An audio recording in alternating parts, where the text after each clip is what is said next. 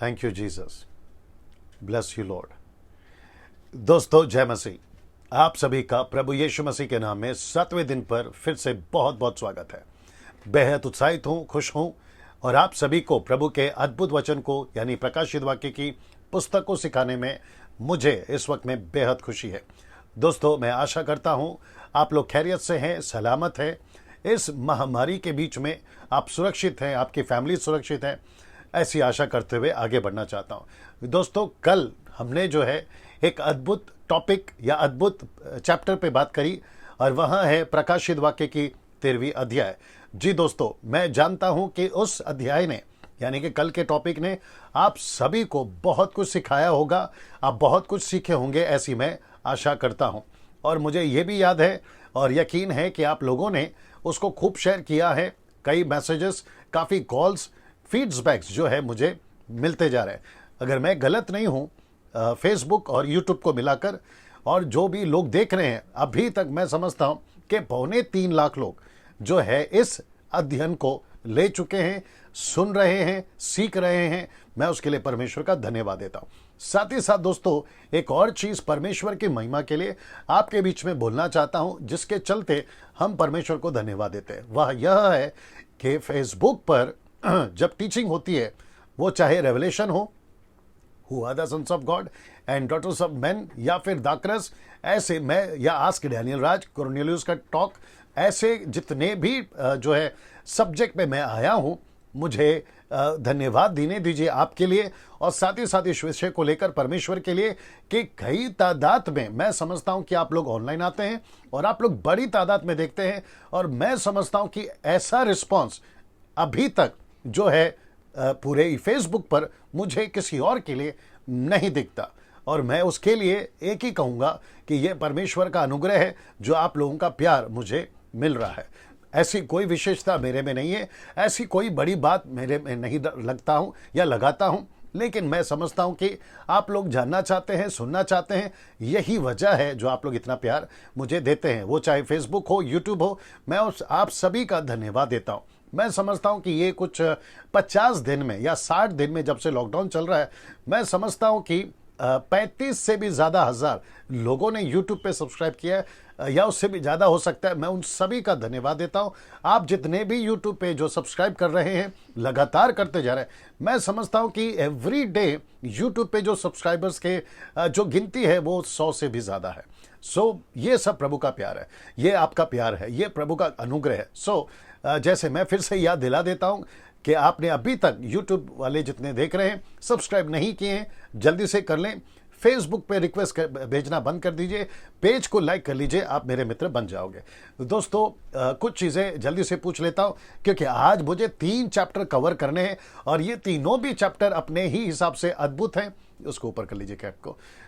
मैं उसके लिए परमेश्वर का धन्यवाद देता हूं कि ये 3 चैप्टर आज आपके बीच में मैं रख पाऊंगा, बिल्कुल कॉन्टेक्स्ट में, वचन के वसीले से आपके बीच में जो है मैं रखूंगा ना। आवाज़ ठीक से पहुंच रही है वो नीचे टाइप कर दें, विजुअल अभी तक जो भी है वो ठीक से दिख रहा है वो टाइप कर दीजिए। और साथ ही साथ में आप कौन से नेशन, कंट्री से हैं, कहाँ से हैं, अगर आप ग्रेस मिनिस्ट्री फेलोशिप जो मेरी कलीसिया है, अगर वो वहाँ के हैं और उस मेंबर्स हैं आप, चाहे मुंबई से हो, बाहर से हो, तो वो टाइप करके बता दें कि आप कहाँ से देख रहे हैं। मसीह मंथन बैठक व्हाट्सएप ग्रुप वहाँ से हैं तो वो टाइप करके बता दें।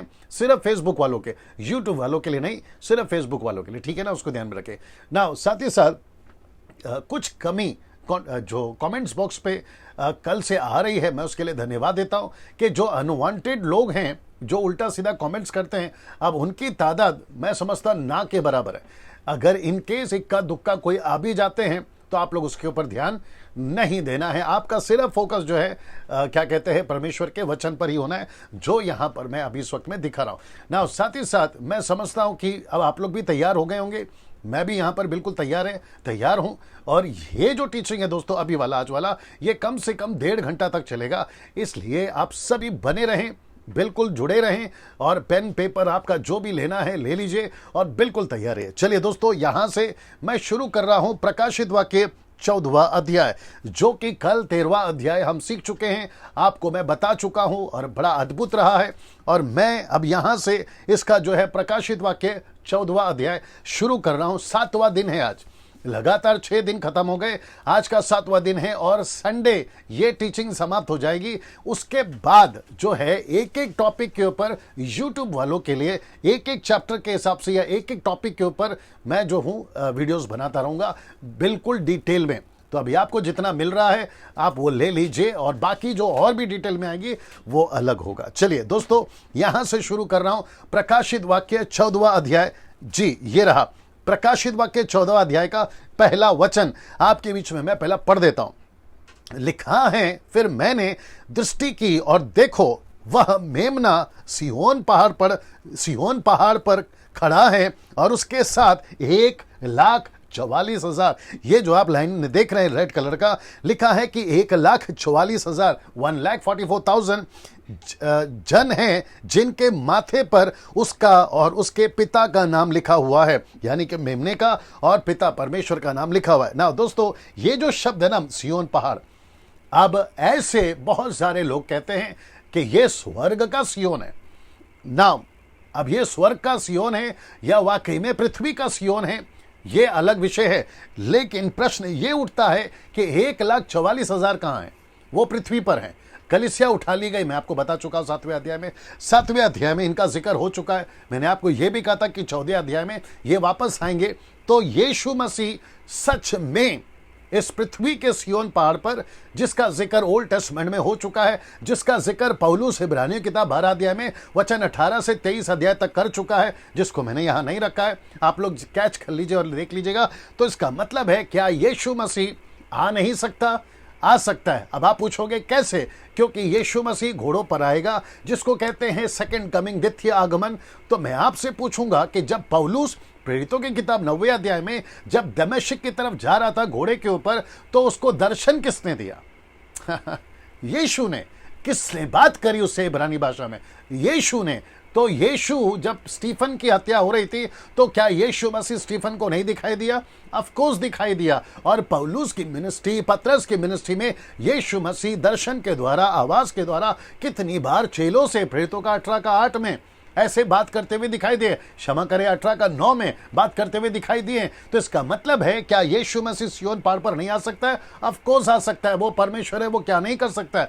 तो ये कॉन्सेप्ट यहां पर क्लियर होता है कि बात पृथ्वी की हो रही है और यीशु मसीह अपने 1,44,000 से बातें कर रहे हैं। ये हमें दिखाई देता है, जिनके माथे पर मोहर है, छाप है, सील है ना। इसको देखिए प्रकाशित वाक्य 14 का 2 लिखा है कि स्वर्ग से मुझे एक ऐसा शब्द सुनाई दिया जो जल की बहुत धाराओं और बड़े गरज का सा शब्द था, और शब्द मैंने सुना वह ऐसा था मानो वीणा बजाने वाले वीणा बजाते हों। तो ये शब्द गर्जन सा, ये शब्द बिजली सा, आपको मैं बता चुका हूं 4, 5वें अध्याय में। ये परमेश्वर की आवाज है, यह यीशु की आवाज है, जिसको यहां पर हम देखते हैं ना। इसको देखिए 14 का 3 लिखा है कि वे सिंहासन के सामने और चारों प्राणियों और प्राचीनों के सामने मानो यह नया गीत गा रहे थे, और उन 1,44,000 जनों को छोड़ जो पृथ्वी पर से मोल लिए गए थे, कोई वह गीत ना सीख सकता था। इसका मतलब है कि इनके अलावा जो पृथ्वी से मोल लिए गए उनको भी नहीं आता, जो ऊपर हैं उनको भी नहीं आता,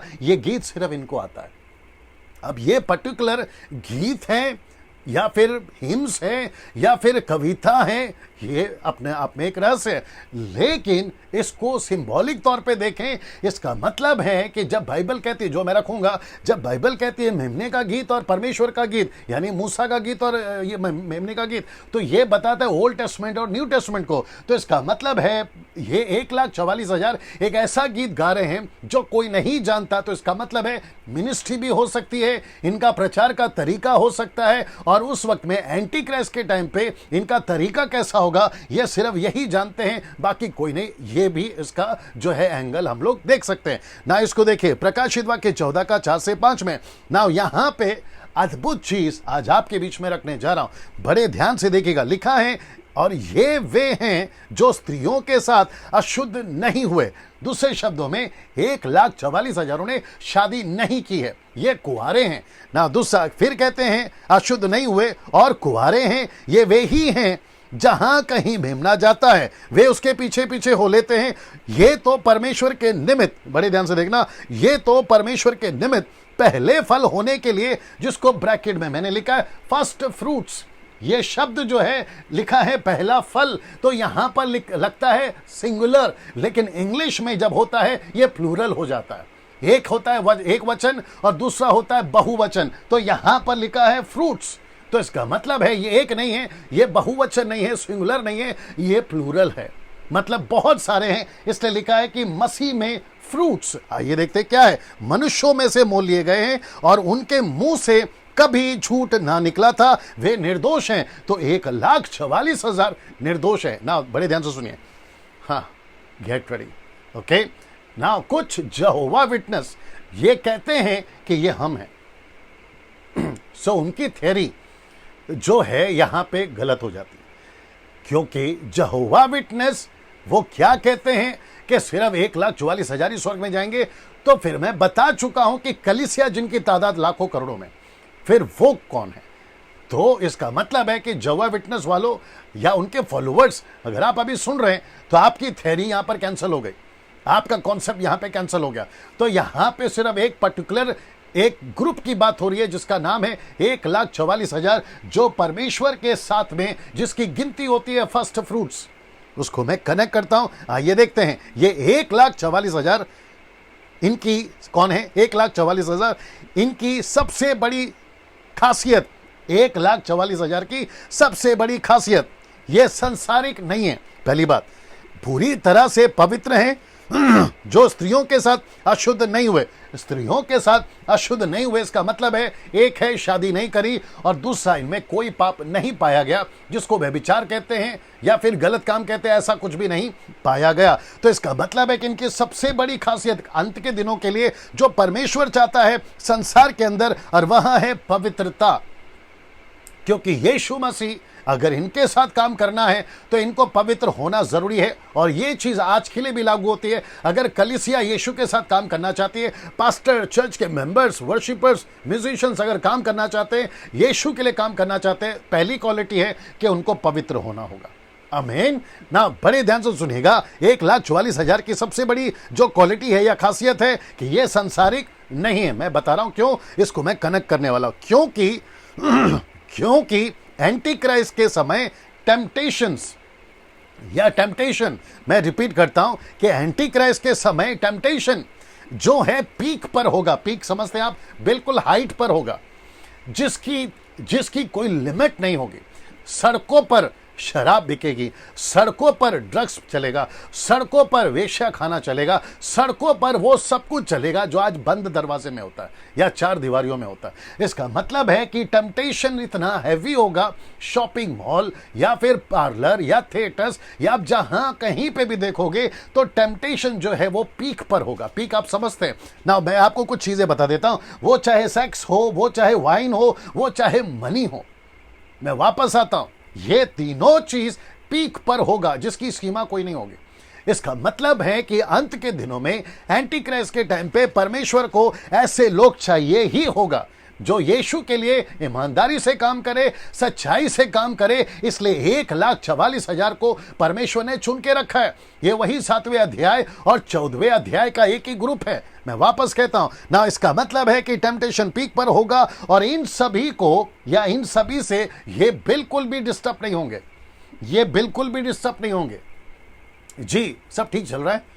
मैं वापस कहता हूं, ये बिल्कुल डिस्टर्ब नहीं होंगे। टेम्पटेशन कितना भी हो, प्रलोभन कितना भी हो, परीक्षाएं कितना भी हो, मैं वापस कहता हूं, अगर ये जी सकते तब तो हम भी जी सकते हैं। अब वही यीशु है, वही वचन है, वही पवित्र आत्मा है, तो फिर फर्क क्या है? इसका मतलब है कि जब टेम्पटेशन तब ज्यादा बढ़ेगा तो परमेश्वर ऐसा ग्रुप को रखेगा जो यीशु के साथ में गिने जाएंगे, जिसको कहते हैं फर्स्ट फ्रूट्स। यीशु के जनरेशन है ये, मैं कनेक्ट कर रहा हूं ना। इसको देखिए, लिखा है कौन है ये 1,44,000 लोग। आइए देखते हैं ना, ये एरो देख लीजिए, फिर आपको मैं कनेक्ट करता हूं। लिखा है पहले फल होने के लिए, जिसको ब्रैकेट में रखा है इंग्लिश में फर्स्ट फ्रूट्स।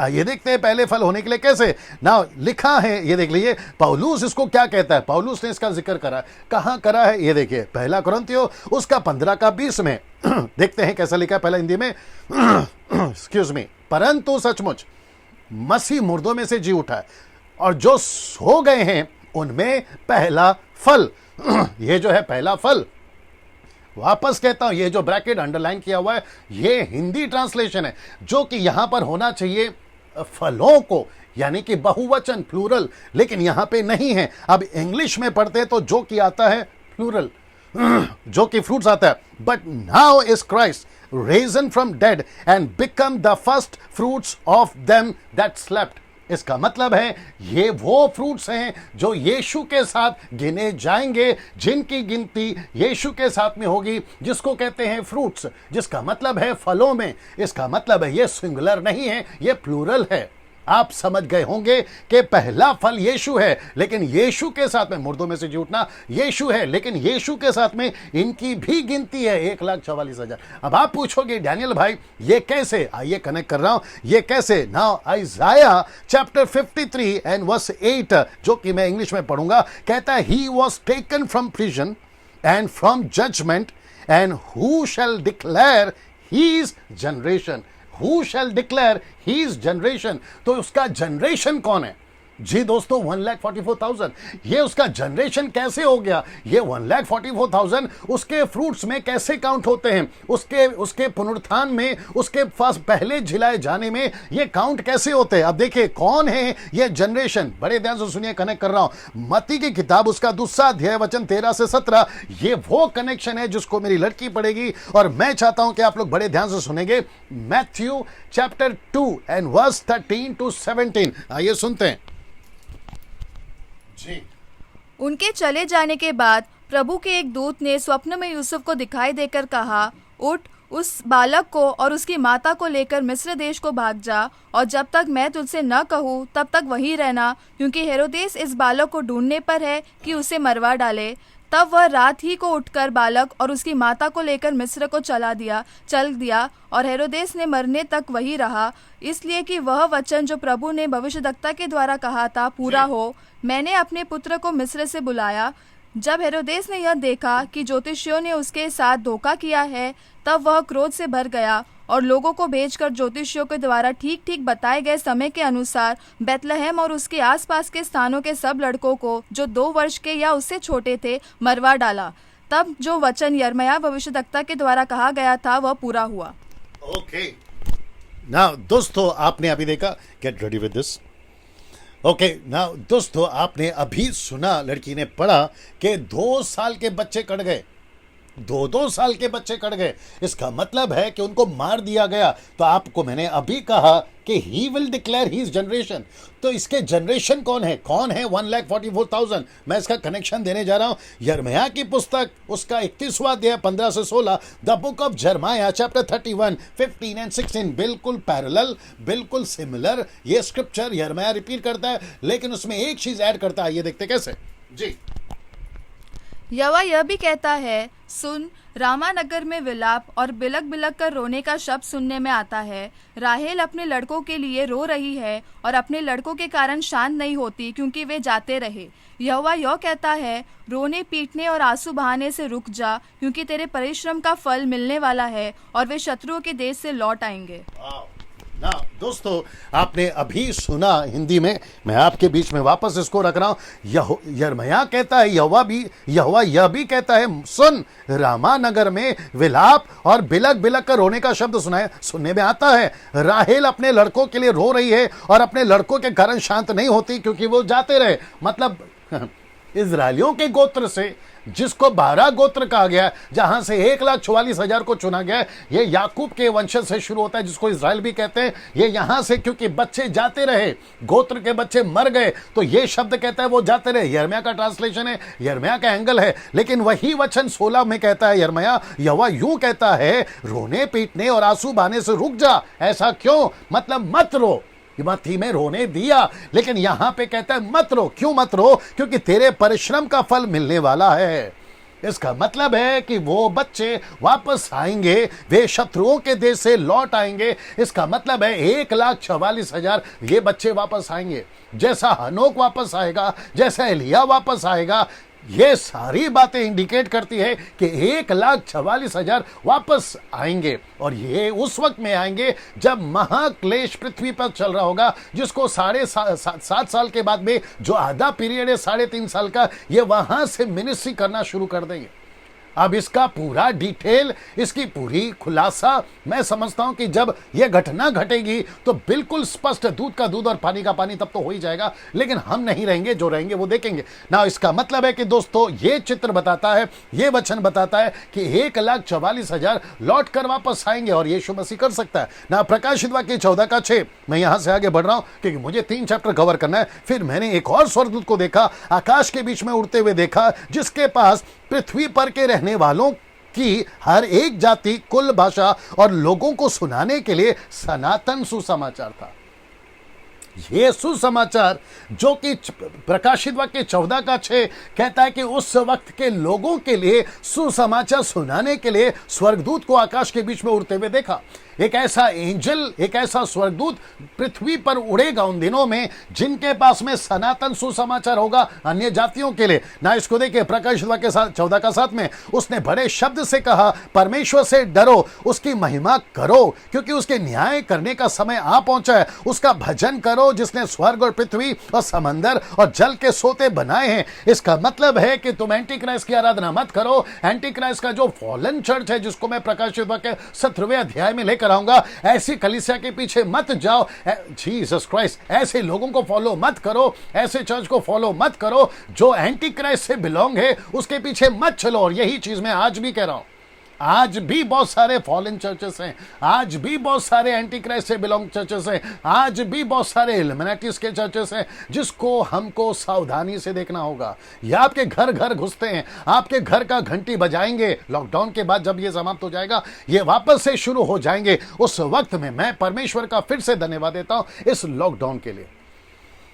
जी, वापस कहूंगा उस स्टेटमेंट को कि जहां 25, 26, 40, 50 साल में हम पास्टर्स चर्च में भुला भुला के, मेगा चर्च, छोटा चर्च, बड़ा चर्च, 10 का चर्च, 100 का चर्च, भुला भुला के नहीं सिखा सके, ये लॉकडाउन के दरमियान परमेश्वर ने घर बिठाकर उनको अपने साथ जोड़ लिया। Can you believe this?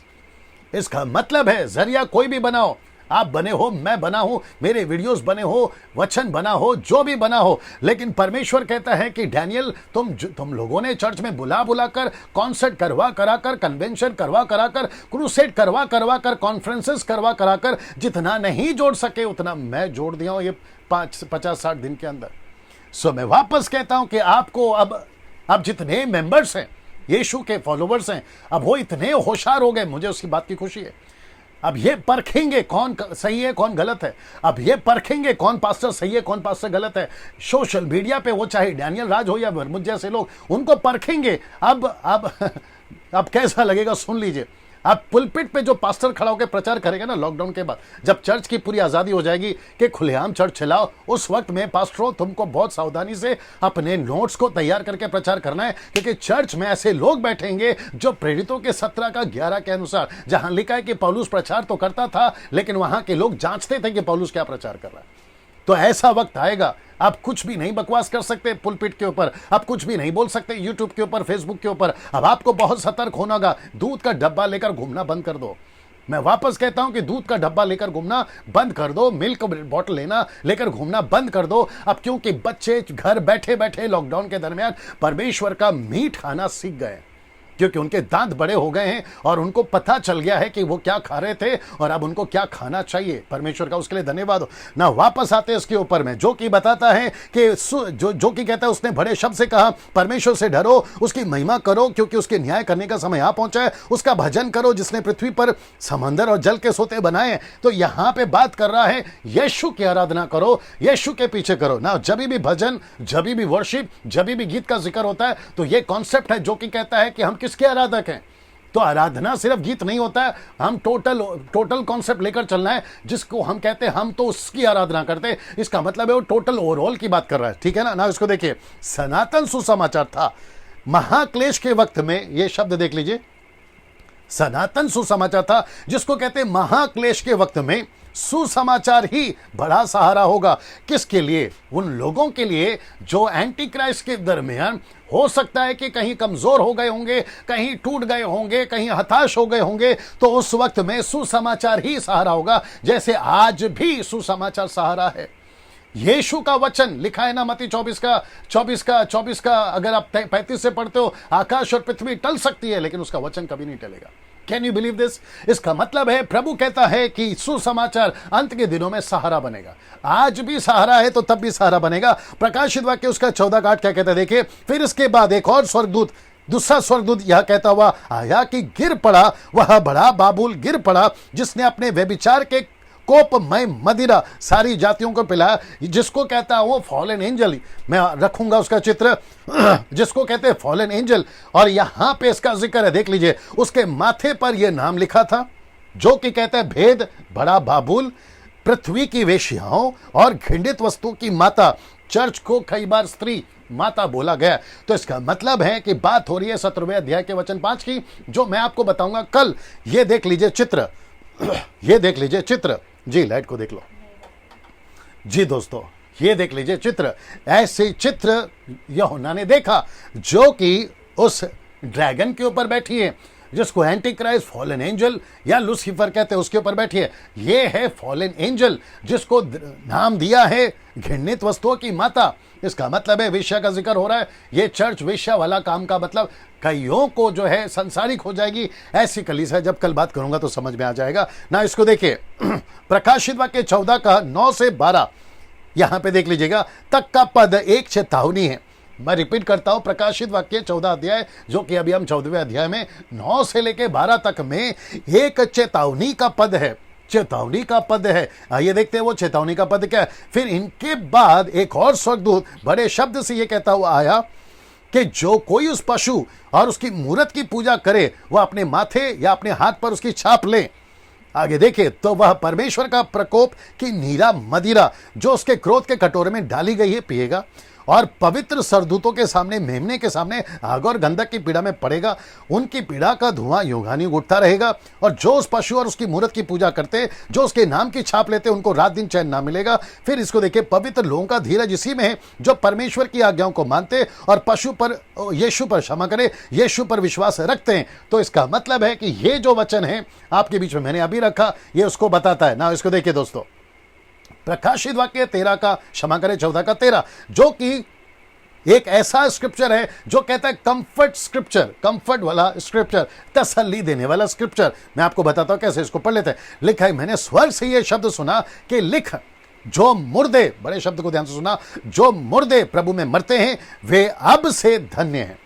आत्मा कहता है, हाँ, इसका मतलब है कि पृथ्वी पे एंटी क्राइस्ट के टाइम पे, बड़े ध्यान से सुनना, कनेक्ट कर रहा हूं, एंटी क्राइस्ट के टाइम पे जो मुर्दे, यानी कि हम एंटी क्राइस्ट का स्टैम्प नहीं लेंगे, उसका छाप नहीं लेंगे, उसका नाम अपने माथे पे नहीं लेंगे। 3 बताया था मैंने आपको, एक है छाप, दूसरा है नाम, तीसरा है अंक, हम नहीं लेंगे।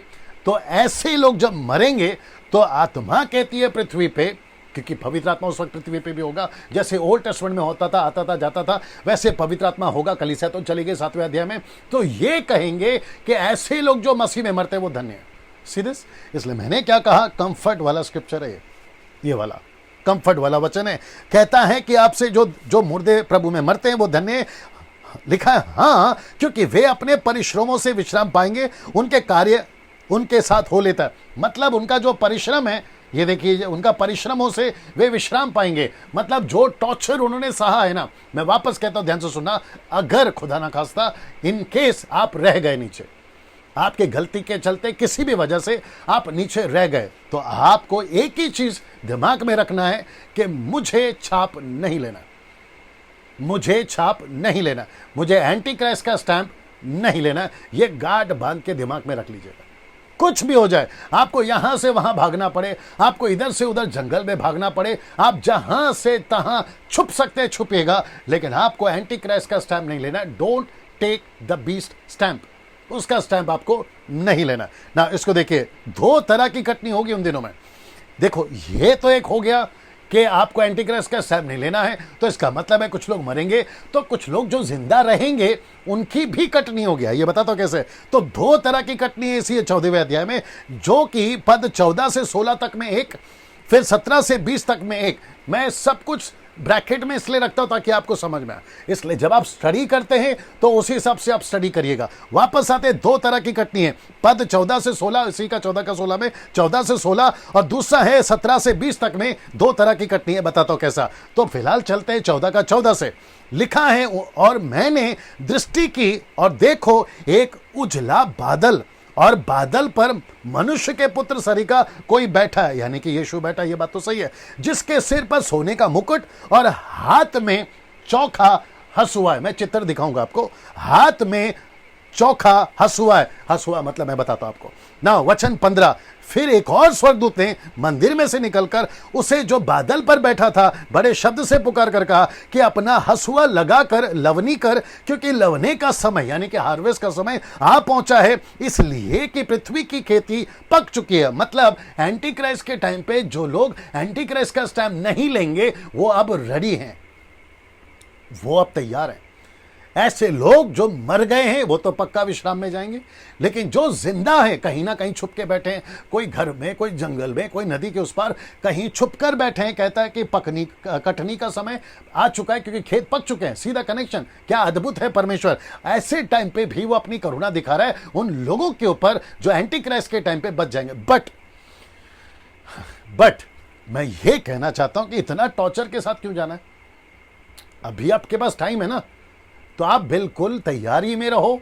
जो काम दिया है वो करो, आत्मा बचाना, चेला बनाना, कलीसियाओं की स्थापना करना, यीशु के पीछे ईमानदारी से चलना। ऐसा आप अभी से करोगे तो आप पहले रैप्चर में उठाए जाओगे। तो यहां पर तो आपको आने की जरूरत नहीं है। ये मेरा प्रचार जो अभी चल रहा है फेसबुक और यूट्यूब पर, और जब तक पृथ्वी पर यीशु नहीं आता तब तक चलता रहेगा। आपको ये सारी मदद करेगी पहले रैप्चर में उठा लिए जाने के लिए, और मेरी तरह जो प्रचार करते हैं उनके भी प्रचार आपको मदद करेंगे ना। इसको देखिए, वचन 16, जो बादल पर बैठा था उसने पृथ्वी पर अपना हसुआ लगाया और पृथ्वी की लवनी की गई। ये चित्र देख लीजिए, देख लो सब ठीक है।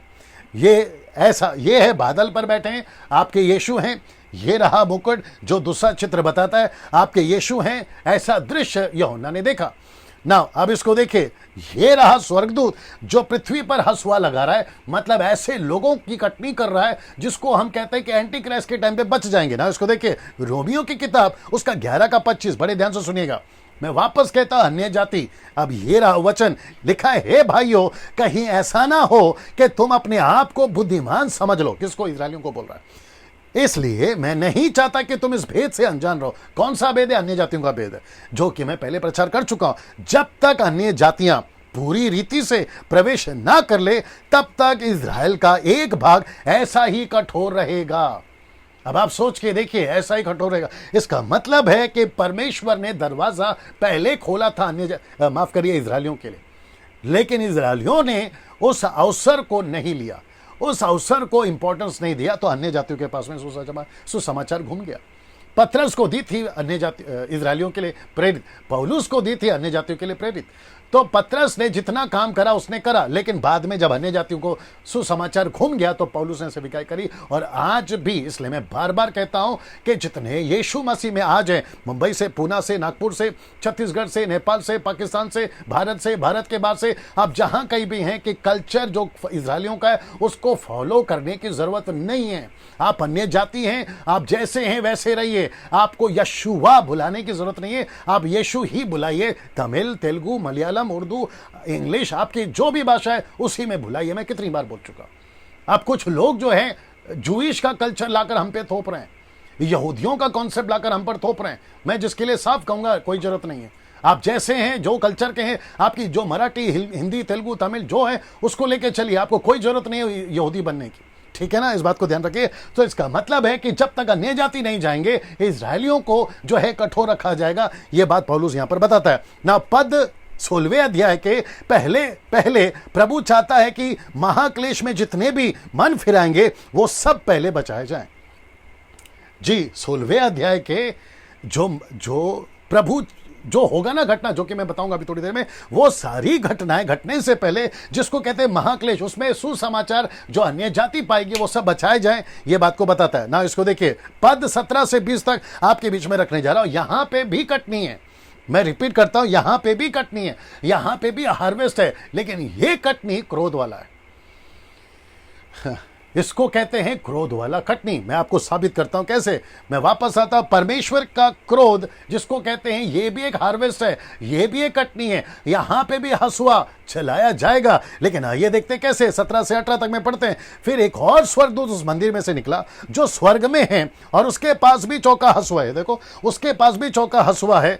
फिर एक और स्वर्गदूत जिससे आग पर अधिकार था, वेदी से निकला, जिसके पास चौका हसुआ था, उससे ऊंचे शब्द से कहा, अपना चौका हसुआ लगाकर पृथ्वी की दाखलता के गुच्छे काट ले, क्योंकि उसकी दाख पक चुकी है। इसका मतलब है कि पहला कटनी है अन्य जातियों का, इस वचन के मुताबिक कटनी है इजरायलियों का। लेकिन यहां पे कुछ लॉजिक है, मैं आपको बताता हूं लॉजिक है। सब ठीक चल रहा है यहां पे ना, वो लॉजिक क्या मैं कनेक्ट करने जा रहा हूं। मैं वापस कहता हूं, ये आपके होश उड़ा देगा। परमेश्वर का काम कैसा है देखिए ना। ये है हसुआ, ये है हसुआ, ठीक है ना। ये है दाखलता। अब आपसे एक प्रश्न पूछूंगा, क्या कभी अंगूर के बगीचे को या फिर अंगूर की डालियों को ऐसे हसुआ से काटा जाता है? आप गेहूं काटो, आप ज्वार काटो, आप कॉर्न्स को काटो, लेकिन अंगूर के बगीचे को कौन काटता है? ऐसा कोई नहीं काटता। लेकिन आपको पता है यहां पर क्या लिखा है? उसको कहा है कि हसुआ लगाकर पृथ्वी की दाखलता काट ले। ये देखो, काट ले। इसका मतलब है यीशु ने क्या कहा था यूहन्ना 15:1 में? उसने कहा, जो डाली मुझ में है, दाखलता की बात कर रहा है, जो डाली मुझ में है अगर फलती है उसको वो छांटता है, लेकिन जो नहीं फलती है उसको वो काटता है। लेकिन वहां नहीं लिखा कि कैसे काटेगा, इससे काटेगा। तो इसका मतलब क्या है? तो यह बताता है कि परमेश्वर का गुस्सा ये अंगूर की दाखलता कोने में आपके बीच में रखने जा रहा है।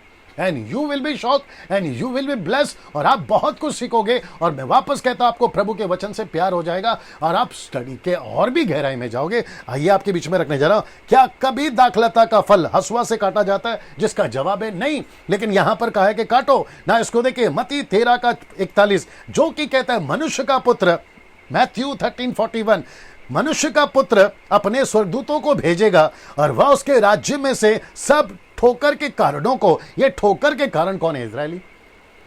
हाँ, ये तब भी थे, ये एंटी क्राइस्ट के टाइम पे भी होंगे, जो कि यीशु मसीह कह रहा है कि वो अपने स्वर्गदूतों को भेजेगा। ये एंटी क्राइस्ट को सपोर्ट करने वाले इजरायली हैं, ये एंटी क्राइस्ट को सपोर्ट करने वाले यहूदी हैं, ये एंटी क्राइस्ट के राज्य को बढ़ाने में सपोर्ट करने वाले इजराइल के कुछ लोग हैं, जिसको मैंने अभी थोड़ी देर पहले नाम दिया था fallen church.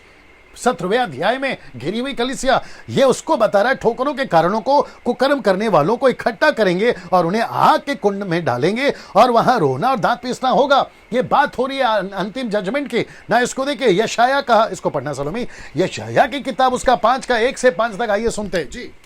The book of आइसाया, English में बोलो। The book of Isaiah chapter 5 verse 1 1 to 5। जब मैं अपने प्रिय के लिए और उसकी दाग की बारी के विषय में गीत गाऊंगा, एक अति उपजाऊ टिले पर मेरे प्रिय की एक दाग की बारी थी। उसने उसकी मिट्टी खोदी और उसके पत्थर बिनकर उसमें उत्तम जाति की एक दाखलता लगाई। उसके बीच में उसने एक घूमट बनाया और दाखरस के लिए एक कुंड भी खोदा। तब उसने दाग की आशा की, परंतु उनमें निकम्मी दाखें ही लगी। अब हे यरूशलेम के निवासियों और हे यहूदा के मनुष्यों, मेरे और मेरी दाग की बारी के बीच न्याय करो। मेरी दाग की बारी के लिए और क्या करना रह गया जो मैंने उसके लिए न किया हो? फिर क्या कारण है कि जब मैंने दाग की आशा की तब उसमें निकम्मी दाखें लगी? अब मैं तुमको बताता हूँ कि अपनी दाग की बारी से क्या करूँगा। मैं उसके कांटे वाले बाड़े को उखाड़ दूंगा और कि वह चट्टान की जाए और छट की जाए और उसकी दीवार को ढा दूंगा और वह रौंदी जाए। बस, that's it. Now, दोस्तों, आपने पूरा सुन लिया और मैंने आपके बीच में यहाँ पे रख भी दिया। नाउ ऐसा लिखा है, फिर क्या करूं? मतलब परमेश्वर फ्रस्ट्रेट हो गया है, उकता गया है, थक गया है। कहता है मैंने क्या नहीं किया। और पता है ये कौन सी बारी है? ये देखो शब्द देखो, जिसको कहता है प्रिय। मतलब ये इजराइल की नेशन है, ऐसे लोग हैं जिनको कहता है, ये देखिए, कांटे वाले बाड़े, जिसको परमेश्वर कहता है मैं काट दूंगा, उसको छांट दूंगा, और फिर वो कहता है ताकि वो रौंदी जाए। अब आपको बताता रौंदना कैसा होता है। ये वो इजरायली होंगे जिसको ब्रैकेट में मैंने डाला है प्रिय की एक दाग की बारी, मतलब यीशु मसीह के प्रिय दाग की बारी, कहता है ये वो इजरायली होंगे जो एंटी क्राइस्ट को सपोर्ट करेंगे।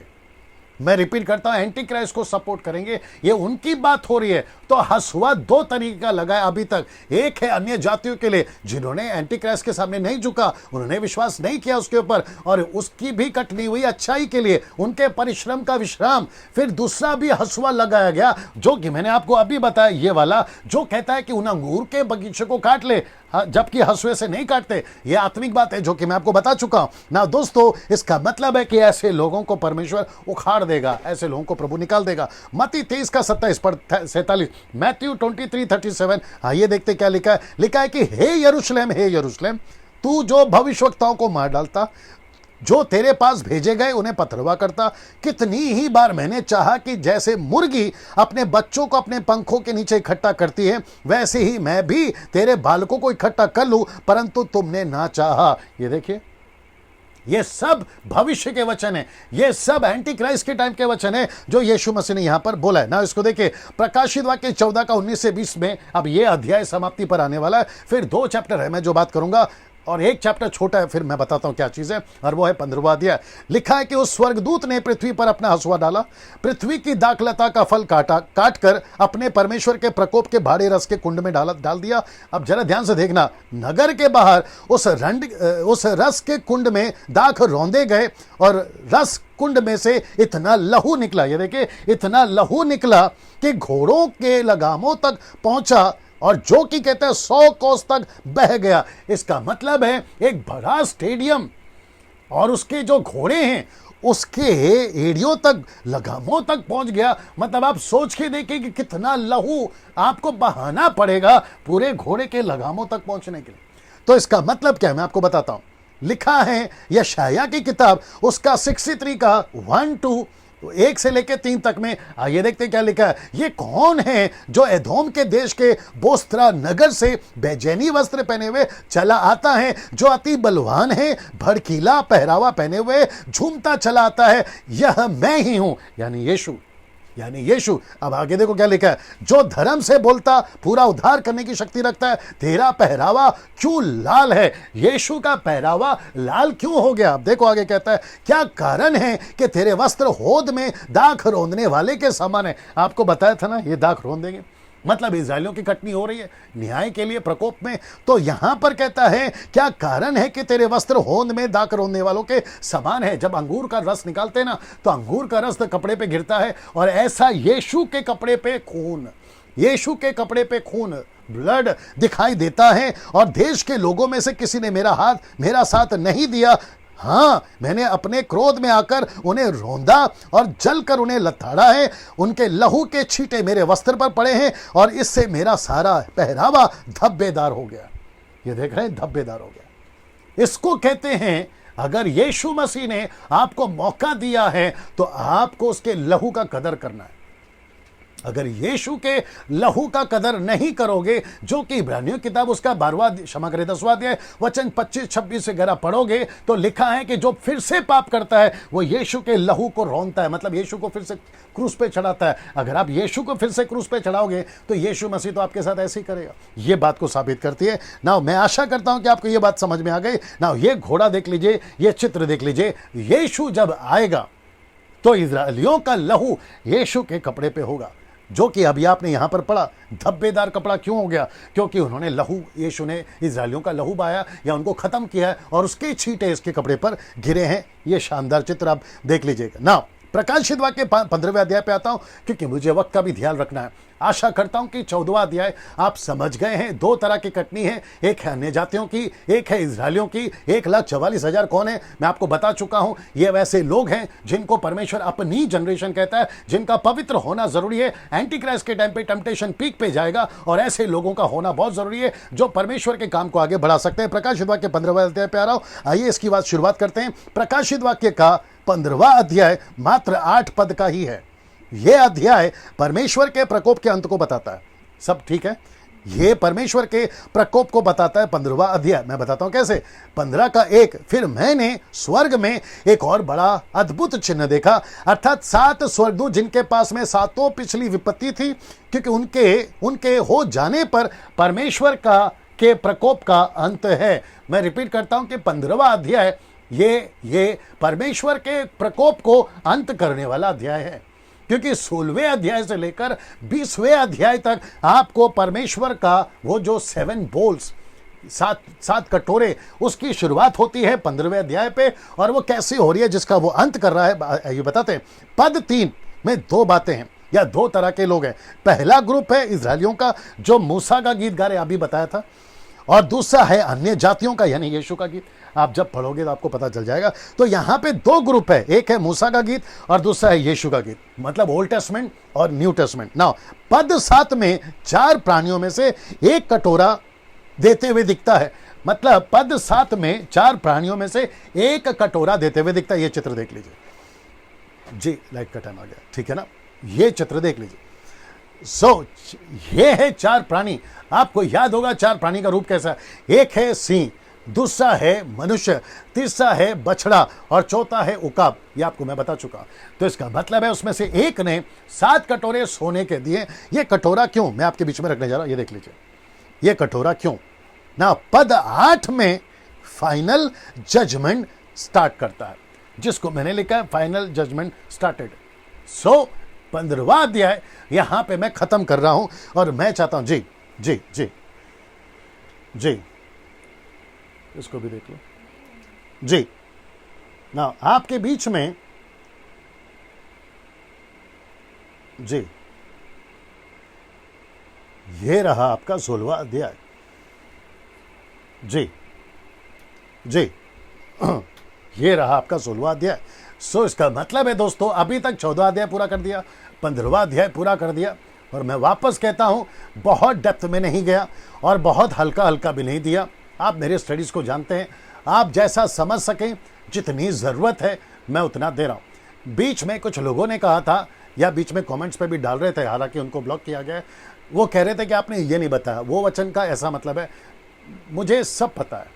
मैं जब स्टडी करने बैठता हूँ, मैं सभी एंगल को चेक करता हूँ, सारी चीज़ों को चेक करता हूँ, फिर आपके बीच में उनको छांट कर लाता हूँ, और मुझे पता है आप उतना डाइजेस्ट नहीं कर पाओगे, ठीक है ना।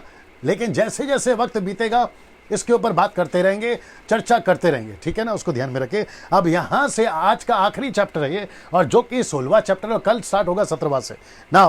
अब आपको पूरे संसार को इस नजरिए से देखना होगा। 16वां अध्याय बहुत डेंजर है, जहां पे 7 बोल्स का जिक्र है, इसलिए अब आपकी मजबूती और करिए, आपकी जितनी कैपेसिटी अंडरस्टैंड करने की उसकी मजबूत करिए। मैं वापस कहता हूं कि अब आपको पूरे संसार को इस नजरिए से देखना होगा। कौन से नजरिए से, मैं आपके बीच में रखने जा रहा हूं। आशा करता हूं यहां सब कुछ ठीक चल रहा है ना। ये है जिसको इंग्लिश में मैंने लिखा है क्राइस्ट रिजेक्टिंग वर्ल्ड। मैं रिपीट करता हूं कि आपको पूरे संसार को इस नजरिए से देखना होगा, जो कि कहता है क्राइस्ट रिजेक्टिंग वर्ल्ड। तो इसका मतलब है कि उस वक्त में, बड़े ध्यान से सुनना, उस वक्त में जो पृथ्वी उस वक्त में होगी, सबसे पहला एक है ड्रैगन, दूसरा है एंटी क्राइस्ट, तीसरा है फॉल्स प्रॉफिट, अब चौथा नाम दे रहा हूं जो अभी देते हुए आ रहा था, और वह है फॉलन चर्च, पतन की हुई कलीसिया, जिसको कहते हैं फॉलन चर्च। ये हो गया 4, और साथ ही साथ वो सारे लोग जो एंटी क्राइस्ट के वर्शिपर्स हैं वो भी पृथ्वी पर हैं। तो इसका मतलब है कि 16वें अध्याय से आपको पृथ्वी को कौन से नजर से देखना है, परमेश्वर के नजर से, 4 प्राणियों के नजर से, 1,44,000 के नजर से, जिनकी गिनती लाखों में, उनकी नजर से, डैनियल राज की नजर से, जो व्यूअर्स अभी देख रहे हैं फेसबुक यूट्यूब, आपकी नजर से आपको दुनिया को देखना होगा। 16वें अध्याय में लिखा है क्राइस्ट रिजेक्टिंग वर्ल्ड, मतलब यीशु को इनकार किया हुआ दुनिया। अभी कैसे बताऊं, अभी जो दुनिया है ना वो सुरक्षित है। पता है क्यों? हम पृथ्वी पर हैं।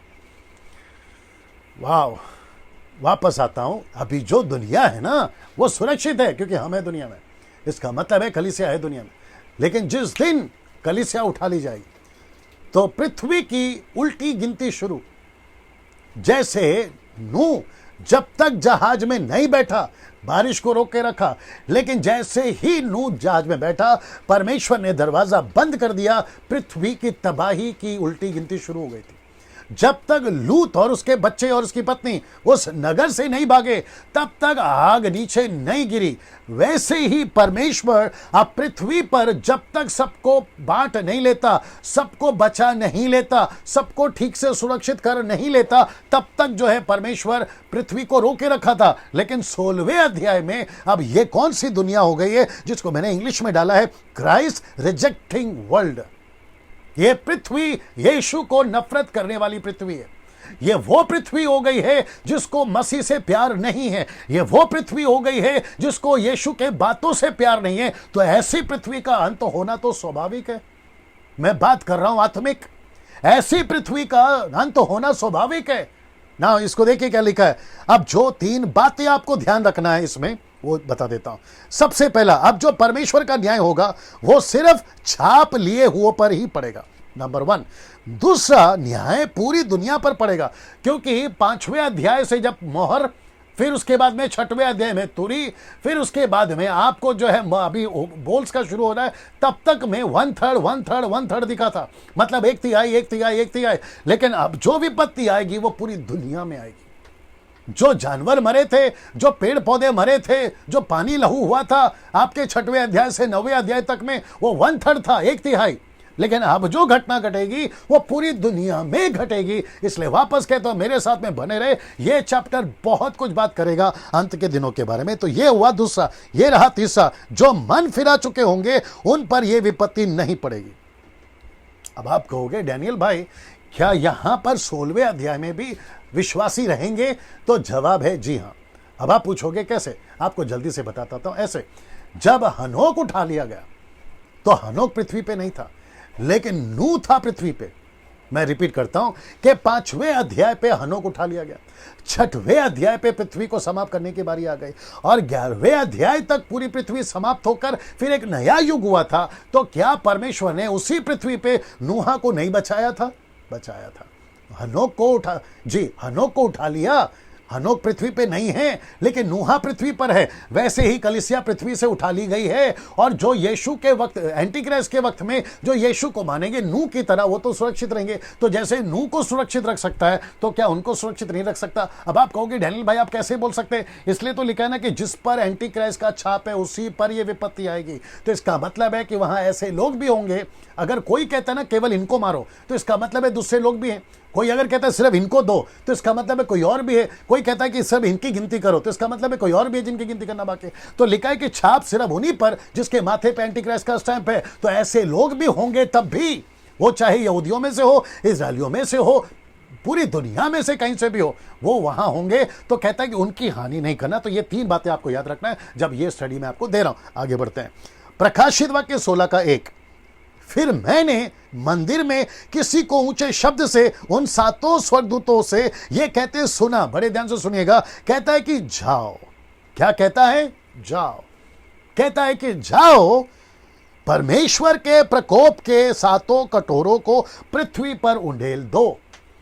अब बड़े ध्यान से सुनना, आपको अपनी पीठ थपथपाने का टाइम दूंगा, और साथ ही साथ आपको खुश होने का भी टाइम दूंगा। कैसे कनेक्ट कर रहा हूं कटोरे के साथ। अब यहां पे प्रश्न उठता है कि सोने का कटोरा क्यों? ये देखो, ऐसा लिखा है कि सोने का कटोरा क्यों? प्रकाशित वाक्य 5:8। जब सबने पुस्तकें ले ली तो वो चारों प्राणी 2400 प्राचीनों में से मेमने के सामने गिर पड़े, और हर एक के हाथ में वीणा, धूप से भरे हुए सोने के कटोरे। ये देखो, सोने के कटोरे, ये तो पवित्र लोगों की प्रार्थना है। तो यीशु मसीह परमेश्वर यहोवा कटोरा क्यों उंडेल रहा है? और वो कटोरे में क्या है? परमेश्वर का क्रोध, गुस्सा, प्रकोप तो है, लेकिन वो प्रकोप क्या है? वह है पवित्र लोगों की प्रार्थना। अब आप कहोगे इसका कनेक्शन यहां पर है। 15:7 लिखा है प्रकोप से भरे हुए 7 सोने के कटोरे। ये कटोरा में पहली बात प्रार्थना है। वो प्रार्थना, बड़े ध्यान से सुना, वो प्रार्थना, कटोरे का प्रार्थना, वो क्रोध में कैसे बदल गया? तो ऐसा क्या था प्रार्थना? अगर आपको याद होगा, जहां पर लिखा है वेदी के नीचे सफेद कपड़ा पहन के कुछ लोग कह रहे थे कि हमारे खून का बदला, हमारे शहादत का बदला, हमारे को जो सताया उसका बदला कब लोगे, कब लोगे, कब लोगे। तो वहां पर लिखा है कि थोड़ा विश्राम करो, थोड़ा इंतजार करो। तब तक यह कटोरा तैयार हो रहा था। तो इसका मतलब है, बड़े ध्यान से सुनना, आपको पीठ थपथपाने का टाइम दे रहा हूं, खुश होने का टाइम दे रहा हूं। जो आज आपको सताते हैं ना, खुश हो जाओ, क्योंकि उनका बदला लिया जाएगा।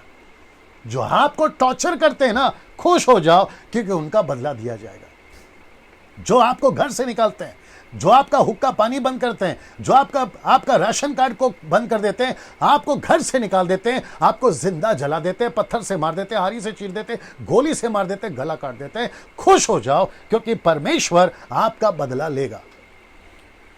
जी, परमेश्वर आपका बदला लेगा, क्योंकि पृथ्वी पे लहू बहा है मसीहों का। और साथ ही साथ उन लोगों को वार्निंग है, मैं रिपीट करता हूं कि साथ ही साथ उन लोगों को वार्निंग है जो यीशु के लोगों को सताते हैं। मैं रिपीट करता हूं कि साथ ही साथ उन लोगों को वार्निंग है जो यीशु के लोगों को सताते हैं, जो पास्टरों को पीटते हैं, जो चर्चेस को जलाते हैं, जो बाइबल को जलाते हैं, फाड़ते हैं। ऐसे लोगों को मैं वार्निंग देना चाहता हूं, सर अगर अभी नहीं सुधरे तो तुमको ये कटोरा पीना पड़ेगा। ये मुसीबत जो मैं भी दिखाऊंगा ना, वो आपके ऊपर आएगी। ये कहकर मैं आपको वार्न कर रहा हूं कि जितनी जल्दी हो सकता है मसीहों को सताना बंद करिए।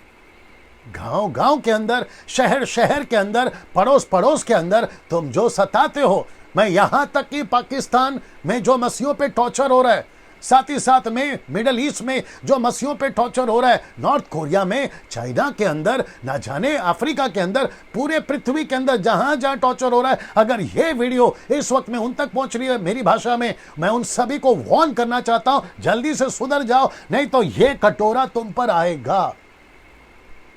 तुम बर्दाश्त नहीं कर पाओगे। जितनी टॉर्चर, जितना सताव तुमने मसीहों को दिया है, परमेश्वर एक एक का हिसाब लेगा। दोस्तों, आज हम चुप क्यों हैं? जैसे मैंने कल भी बोला, एक गाल पे मारो दूसरा गाल दे देते हैं। क्यों? तुमको लगता है कि हम डरपोक हैं, तुमको लगता है कि हम शांत हो जाते हैं, तुमको लगता है कि हम कुछ नहीं कर सकते, तुम ही वीर हो, तुम ही सुपरस्टार हो। जी नहीं, बदला तो हम भी ले सकते हैं, लेकिन बदला लेने का काम परमेश्वर का वचन कहता है रोमी किताब में। इसलिए हम चुप हैं। आज हम इसलिए चुप हैं क्योंकि हम यीशु को फॉलो करते हैं। बात तो अलग होती कि हम तो डरते किसी के बाप से नहीं थे जब हम अविश्वासी में थे, जगह पे पीस के रखने वाली ताकत रखते थे। लेकिन अभी हम शांत इसलिए हैं क्योंकि हम यीशु को फॉलो करते हैं, और जो कि यीशु कहता है कि बदला मैं लूंगा, इसलिए हम चुप है। सर पे मत चढ़ा करो, बात को समझा करो।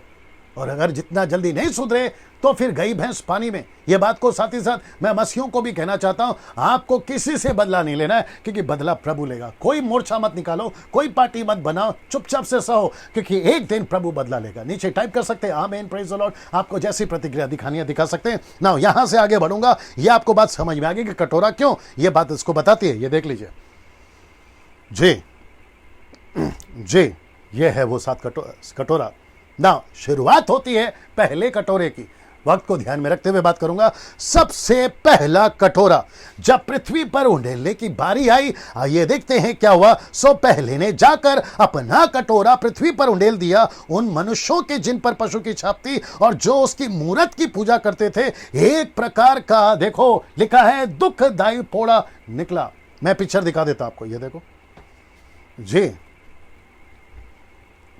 ये कौन है जिनके माथे पे 666 है? ये लोग कौन हैं जिनको एंटी क्राइस्ट का नाम लेने में मजा आया? ये लोग कौन हैं जिन्होंने यीशु के सुसमाचार को ठुकराया? ऐसे लोगों के ऊपर यह मुसीबत आएगी। इसका मतलब क्या है पता है? आप कहोगे डैनियल भाई, अगर हमको फोड़ा आ गया ना तो हम डॉक्टर के पास जाके इलाज करेंगे। मेरे दोस्त, डॉक्टर को खुद फोड़ा हो चुका है। आप कहोगे अमेरिका में जाके दवाई लेकर आऊंगा, तो अमेरिका के डॉक्टर को भी फोड़ा हो चुका है।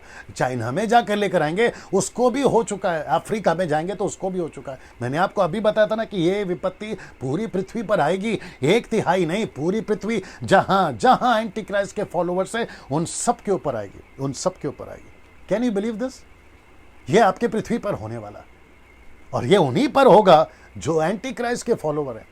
यीशु के सुसमाचार को आज मजाक उड़ाते हो ना तुम चर्च का, आज मजाक उड़ाते हो ना तुम हम पास्टरों का, आज मजाक उड़ाते हो ना तुम हम प्रचारकों का। फेसबुक पे, यूट्यूब पे तुम हमको भर भर के गालियां देते हो, तुम हमको भर भर के उल्टा सीधा बोलते हो। अरे ये तो हालेलुया वाले, अरे ये तो प्रेज द लॉर्ड वाले, अरे ये तो बाइबल वाले, अरे ये तो यीशु वाले। फिर उड़ाना मजाक, तब पता चलेगा।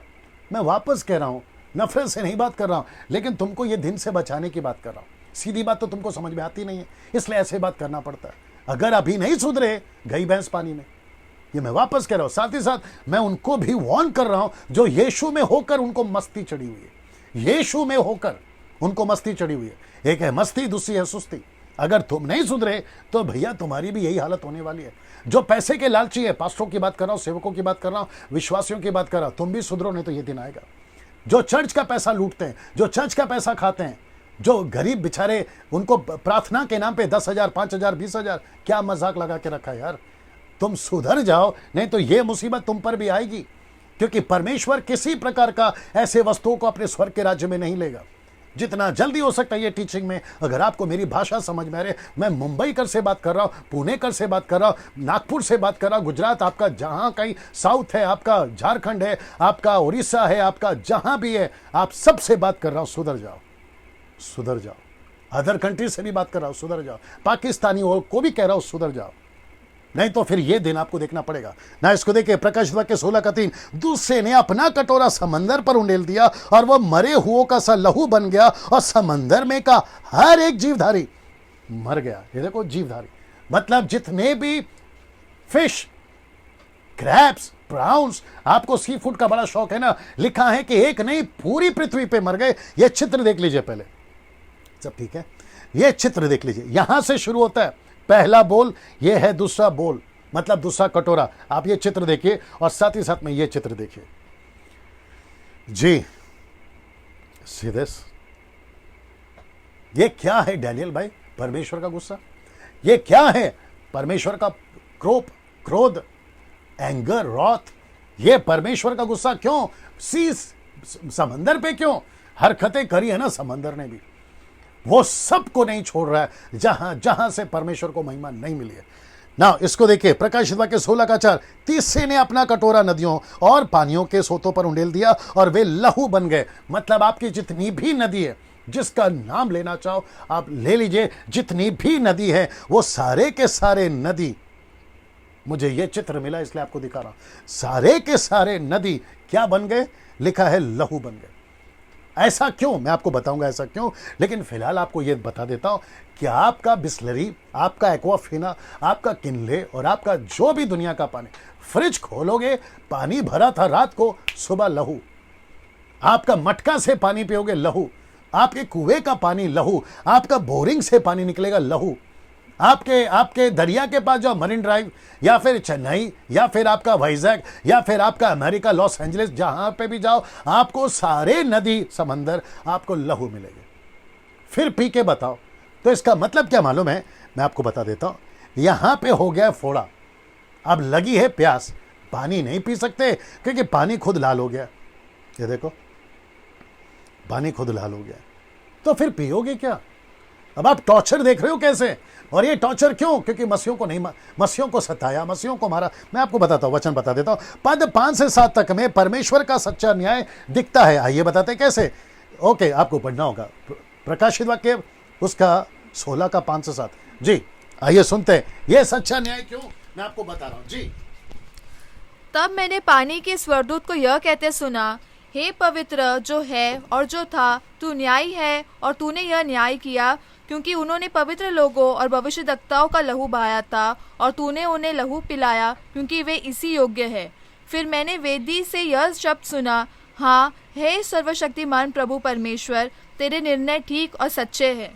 ओके ना दोस्तों, आप जैसे यहाँ पे देख रहे हैं कि तेरा न्याय सच्चा है, इसका मतलब क्या है मालूम है? परमेश्वर कहता है, वचन कहता है कि उन्होंने लहू बहाया, इसलिए परमेश्वर ने उनको लहू पिलाया, उनको लहू पिलाया। सीधे इसका मतलब मैं वापस कहता हूं, सुधर जाओ, जितनी जल्दी हो सकता है सुधर जाओ। North Korea, China, Arab country, Bharat में कुछ ऐसे ग्रुप्स निकले, खैर नाम तो नहीं लूंगा, ठीक है ना, ऐसे ग्रुप निकले जो मसीहों पे अत्याचार कर रहे हैं, आप अभी कर लो।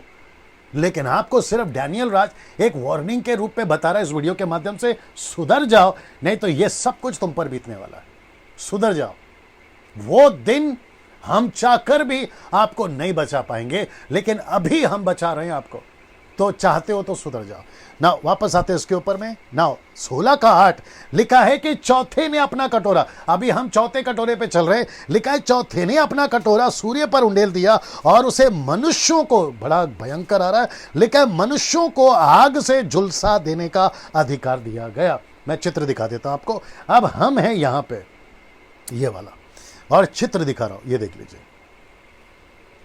इसका मतलब है कि पृथ्वी सूरज के नजदीक चली जाएगी। सूरज तो अपनी जगह पे रहेगा, लेकिन पृथ्वी सूरज के नजदीक चली जाएगी और मनुष्यों को झुलसा देने वाला।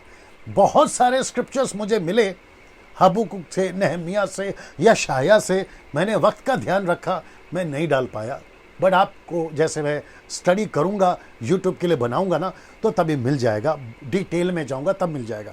लेकिन लिखा है मनुष्य को झुलसा देने वाला। ये देख रहे हैं, ऐसा मनुष्य झुलस जाएगा। अब आप बोलोगे कि डैनियल भाई झुलस ही तो रहा है। मैं आपको बताता हूं झुलसने का मतलब क्या है। एक तो इनको लगा है यहाँ पे फोड़ा, ये देखो ऐसी अवस्था है। ऊपर से इनको पीने के लिए पानी नहीं है, एक तो पानी नहीं है, ऊपर से ये देखो ये हालत है, ये हालत। अब आप टॉर्चर की लेवल देख रहे हो। अच्छा, अब आप लोग बोलोगे एसी गाड़ी में बैठ जाऊंगा, तो एसी गाड़ी का पथरा जल जाएगा। आप कहोगे कि एयर कंडीशन का घर में जाऊंगा, तो एयर कंडीशन का जो घर है ना वो जल जाएगा। आप कहोगे कश्मीर में जाऊंगा, जहां बर्फ गिरती है वहां जाऊंगा, तो वहां की भी हालत यही है। मैं आपको अभी बता चुका हूं कि ये जो समस्या है ना, ये पूरी पृथ्वी पर आएगी। तो अब आप सोच के देखो कि व्यक्ति जिएगा तो जिएगा कैसे, और उसका गुस्सा सबसे ज्यादा किस पर होगा। मैं आपको वो भी बताता हूं कि किस लेवल का गुस्सा होगा, मैं आपको वो भी बताऊंगा ना। इसको देखते 16:10, वक्त को ध्यान में रखते हुए आगे बढ़ रहा हूं। 5वें ने अपना कटोरा उस पशु के सिंहासन पर उंडेल दिया, उसके राज्य पर अंधेरा छा गया और लोग पीड़ा के मारे अपनी अपनी जीभ चबाने लगे। ये जीभ क्यों चबा रहे? 2 कारण हो सकते हैं। आदमी जीभ चबाता है गुस्से में, दूसरा आदमी जीभ चबाता है भूल हो गई, अरे भूल हो गई, अरे भूल, ऐसा करता है ना। तो ये 2 तरीके से जीभ चबाएगा, या तो गुस्से में या तो भूल हो गए। भूल क्या हो गई? यार इतना समझाते थे ये मसीह लोग, हम नहीं सुधरे। यार ये इतना समझाता था डैनियल राज, हम नहीं सुधरे। यार ये इतना अच्छा बताते थे प्रभु के दास लोग, लेकिन हमने कभी ध्यान नहीं दिया। तो उस वक्त में ऐसे जीभ चबाएंगे, ये एक रीजन हो सकता है ना। लिखा है कि पशु के सिंहासन पर, ये देख रहे हैं पशु के सिंहासन पर, मैं फोटो दिखा रहा हूं आपको, ये देख लीजिए, और साथ ही साथ ये देख लीजिए। पशु के सिंहासन पर, यानी कि मंदिर में बैठा है ना वो, जिसको कहते हैं फॉल्स चर्च, उस पर बैठा है ना वो। उसने अपने आप को डिक्लेयर कर दिया ना कि मैं मसीहा हूं, मैं परमेश्वर हूं। तो उसके ऊपर भी, और क्या लिखा है पता है, ये देख लीजिए, वो पूरा शहर, वो पूरा इलाका पूरा अंधेरा हो जाएगा। वाह, आप कल्पना तक कर सकते हैं कि ये सब पृथ्वी पे बीतने वाला। अब आप कहोगे डैनियल भाई यार ये सच नहीं हो सकता, ऐसा कुछ नहीं करेगा परमेश्वर, इतना प्यार करता है कहां से करेगा। तो फिर मैं आपको बता दूं कि मूसा के टाइम पे क्या हुआ था, जहां अंधेरा भी हुआ था, लहू पानी हो गया, पानी लहू हो गया था, माफ करें, वहां का समंदर लहू बन गया था, अंधेरा छाया था, वहां पर ग्राफ सुपर या फिर टीडियां आ गई थी, वहां मेंढक आ गए थे, मैयत हो रही थी, पहला बच्चा मर गया था। तो जब ये हुआ तब, अभी नहीं हो सकता है। और वो फिरौन कौन था? परमेश्वर के लिए दुश्मन। तो एंटीक्राइस्ट कौन है? परमेश्वर के लिए दुश्मन। सिमिलर है ना, आप समझने की कोशिश करिए। परमेश्वर प्यार है, प्यार करता है, लेकिन किससे? पापियों से, पाप से नहीं। ये आपको समझना बहुत जरूरी है। तो ये हो गया आपका अभी तक जो है 5वां मोड़। अब क्षमा करें, बोल, ये रहा 6वां वचन 12, कहता है 6वें ने अपना कटोरा बड़ी नदी फुरात, ये देखो फुरात, आपको याद है ना फुरात, मैंने जिक्र करा था, ये है बड़ी नदी फुरात, उस पर भी उंडेला गया। अब नदी फुरात पर क्यों उंडेला गया, इसका बहुत लंबा कनेक्शन है, लेकिन मैंने बहुत छोटे में रखा है। अगर मैं उतना सब लाता तो मैं समझता हूं कि 3 घंटे का टीचिंग हो जाता है, इसलिए मैं कुछ छोटे में रखता हूं। लिखा है बड़ी नदी फुरात पर उंडेल दिया और उसका पानी सूख गया। मैं आपको चित्र दिखाऊंगा, उसका पानी सूख गया कि पूर्व दिशा के राजाओं के लिए मार्ग तैयार हो। तो मतलब एक ऐसी विशाल नदी जो इस पार से उस पार नहीं जा सकते। ये बेबीलोन के टाइम से चल रहा है, अदन के बगीचे से चल रहा है। ऐसी नदी जो अभी भी पृथ्वी पर है, जो कि कहता है उसको सुखा देगा। क्यों, मैं आपको बताता हूं। पहला उसका ये देख लेते हैं जी। देख लो लाइट, सब ठीक है ना। ये है वो नदी जो पिक्चर के रूप में मैं आपको समझा पा रहा हूं, लेकिन हूबहू ऐसा है इसकी कोई गारंटी नहीं दे रहा हूं ना। इसको देख लीजिए, यहां पर भी देख लीजिए, ये नदी, साथ ही साथ में फिर ये नदी, ये सब सूख जाएगा। ये सूख क्यों जाएगा मैं बता रहा हूं। ये नदी क्यों सूखेगी मैं बता रहा हूं। लिखा है कि एक बड़े और अंतिम लड़ाई के लिए, जिसको कहते हैं इंग्लिश में द बैटल ऑफ एरमेगडोन। मैं रिपीट करता हूं, द बैटल ऑफ एरमेगडोन। तो इसका मतलब है इस लड़ाई के लिए ये जो है नदी को सुखाया गया है। ये नदी को सुखाया गया ना। अब यहां से मैं आपको कुछ दिखाने जा रहा हूं। मैं चाहता हूं कि मैं आपको उसको दिखाऊं। ओके, प्रकाशित वाक्य 16:13। मैंने उस अजगर के मुंह से और उस पशु के मुंह से और उस झूठे भविष्यवक्ता के मुंह से, शब्द को ध्यान दीजिए, लिखा है कि 3 अशुद्ध आत्माओं को मेंढकों के रूप में निकलते देखा। यह है वो चित्र जी। रेडी जी, ये है वो चित्र जी। ये है वो चित्र। एक है ड्रैगन यानी कि लूसीफर, दूसरा है एंटीक्राइस्ट, चीता, भालू, ये सब बताया था। ये रहा फॉल्स प्रॉफिट, झूठा, और ये रहे 3 मेंढक। मुझे नहीं पता पिक्चर कितना क्लियर है, लेकिन आपको कुछ सेकंड तक रख रहा हूं, इसको देख लीजिएगा। ऐसे मेंढक या ऑन, ऐसे मेंढक जो हैं आपको दिखाई देंगे। तो वापस आता हूं, पशु के मुंह से, भविष्यवक्ता, झूठे भविष्यवक्ता के मुंह से, अजगर के मुंह से, ये 3 मेंढक के रूप में आएंगे ना। कुछ लोग कहते हैं कि डैनियल भाई ये मेंढक क्या है। सो मैं इसको कहूंगा कि लिटरली ये मेंढक ही है, फ्रॉग मेंढक ही है। पूछोगे कैसे, मैं बताता हूं। ऐसे लिखा है रूप, ये देखो रूप, मेंढकों के रूप। तो जॉन अगर मेंढक का रूप ही देख रहा है तो ये मेंढक ही होगा, या फिर कुछ और होगा, हम नहीं जानते हैं क्योंकि ज्यादा नहीं लिखा है। अगर उस वक्त में जो घटना घटेगी तब हम पता लगाएंगे, लेकिन इन मेंढकों का काम क्या है मैं आपको वो बता देता हूं। प्रकाशित वाक्य 16:14, ये चिन्ह दिखाने वाली दुष्ट आत्मा है। ये मेंढक क्या है, रूप मेंढक का है, लेकिन ये इवल स्पिरिट है, दुष्ट आत्मा है, जो सारे संसार के राजाओं के पास निकलकर इसलिए जाती हैं कि उन्हें सर्वशक्तिमान परमेश्वर के उस बड़े दिन की लड़ाई के लिए इकट्ठा करे, जो कि 16:16 में कहता है उन्होंने उनको उस जगह इकट्ठा किया जो इब्रानी भाषा में हरमगदोन कहलाता है, इंग्लिश में एरमेगडोन, और यहां पर है हरमगदोन। ये इसके लिए तैयार करेंगे ना। मुझे नहीं पता कि आप इस बात को जानते कि नहीं जानते कि इस नदी के चलते जो 2 हिस्सा है वो कभी एक नहीं हो पाया था, लेकिन जैसे ये 3 मेंढक आएंगे और जैसे ही वो कटोरा 7वां उंडेला जाए, क्षमा करें 6वां उंडेला जाएगा फुरात पर, जो नदी का पानी है वो सूख जाएगा। तो उसके चलते क्या होगा कि इस तरफ के लोग इस तरफ जा सकते हैं और इस तरफ के लोग इस तरफ जा सकते हैं। जैसे मैं आपको पिक्चर दिखा चुका हूं, मैं आपको वापस दिखा देता हूं। वो पिक्चर मेरे पास में है यहाँ पर। ओके, मैं यहाँ पे दिखा देता हूँ। अगर आपका थोड़ा सा ध्यान उस पर जाएगा, ये देखिए, ये आपको आर्मी दिख रही है, ये आपको पूरा का पूरा नदी सूखा हुआ दिख रहा है, ये 3 मेंढक दिख रहे हैं आपको।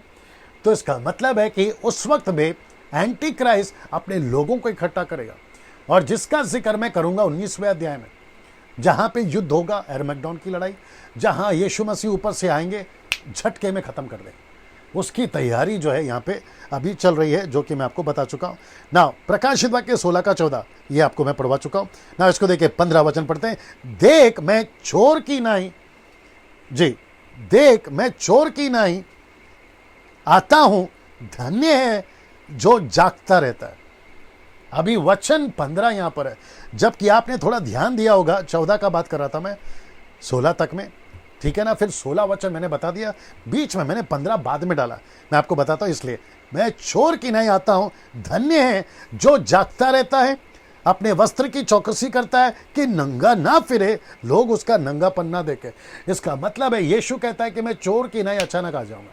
यीशु चोर नहीं है। यीशु चोर की नहीं क्यों आएगा, ये कॉन्सेप्ट क्यों लिया? क्योंकि कुछ शहरों में अगर चौकीदार सो जाता है तो उसके कपड़े उतार दिए जाते हैं। एक कहावत के हिसाब से चल रहा है, उसी का एग्जाम्पल यीशु ने यहाँ लिया हुआ है और उसको पूरा बिना कपड़े को घूमना पड़ता है ताकि उसको जो है अपने नंगेपन पे शर्मिंदा हो, वो वापस ना सोए, ये कॉन्सेप्ट है।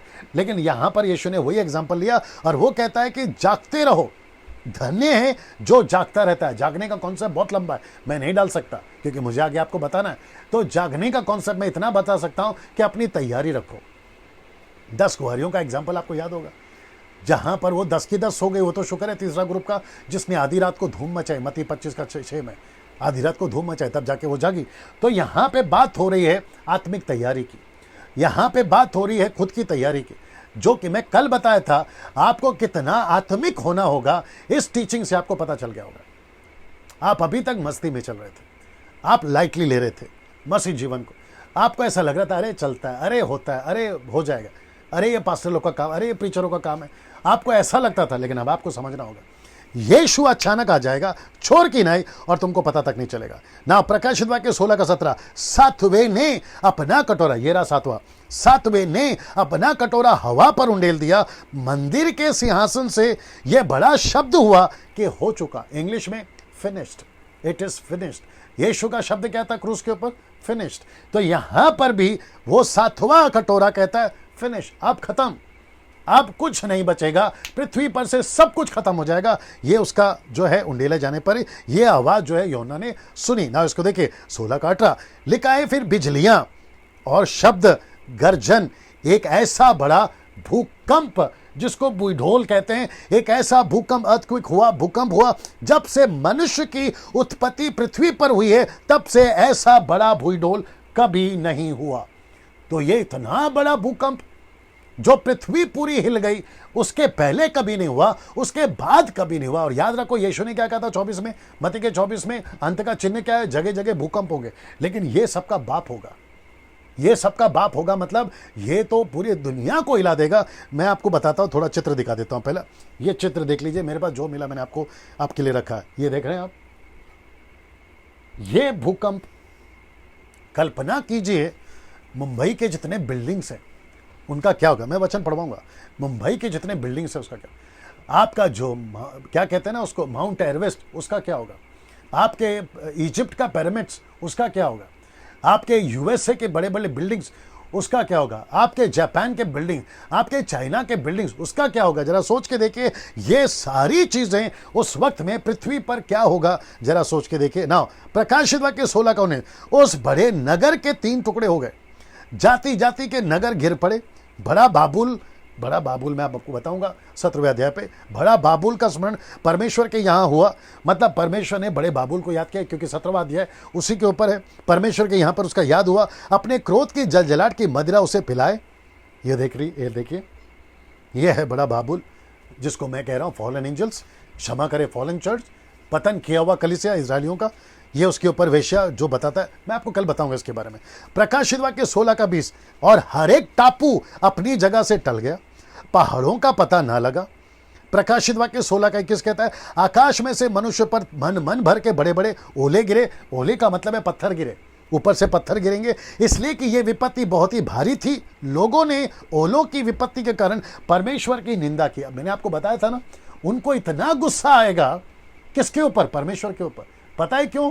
क्योंकि लूसीफर, उसके चेले छपाटे, एंटी क्राइस्ट, उसका फॉल्स प्रॉफिट, वो सब क्या कहेंगे पता है? ये जो भी विपत्ति आ रही है परमेश्वर दे रहा है, परमेश्वर दे रहा है। ये बात तो 100% है कि परमेश्वर ही दे रहा है, लेकिन वो लोगों को मन फिराने के बजाय वो लोगों का मन और कठोर कर रहा है कि परमेश्वर पर भरोसा मत करो। ये उसको बताता है ना। दोस्तों, ये एक छोटा सा झलक अभी तक क्या क्या हुआ ये आपके पिक्चर के रूप में बता दिया।